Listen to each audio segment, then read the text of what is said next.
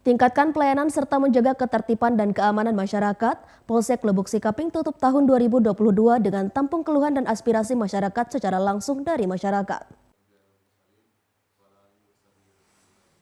Bersama masyarakat Jorong Sungai Pandahan, Polsek Lubuk Sikaping dengarkan aspirasi masyarakat secara langsung dari tokoh masyarakat, nenek mama, dan pemuda.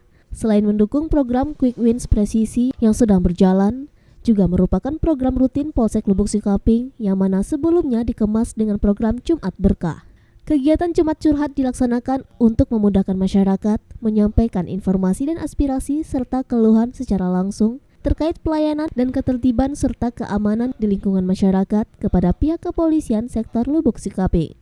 Ibtu Yufrizal, Kapolsek Lubuk Sikaping, dengan adanya program Jumat Berkah bisa mempererat hubungan masyarakat dengan anggota Polri dan memudahkan untuk menampung keluhan dan aspirasi masyarakat serta pencegahan potensi terjadinya tindak kriminal di masyarakat bisa diantisipasi dengan cepat.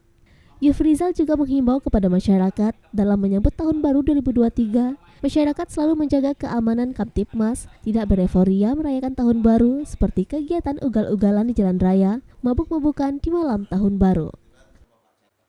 Kegiatan yang kita laksanakan setiap hari Jumat ini merupakan kegiatan rutin yang telah kita laksanakan di beberapa bulan terakhir ini. Lebih kurang 9 bulan kita melaksanakan kegiatan ini dari masjid ke masjid yang ada di wilayah Kecamatan Lubuk Sikaping. Ini bertujuan untuk menghimbau, mencegah terjadinya suatu tindak pidana. Kita mengajak masyarakat untuk sesama menjaga keamanan dan ketertiban di tengah-tengah masyarakat. Dari Pasaman, Sumatera Barat, Aryo Hanas, iNews melaporkan.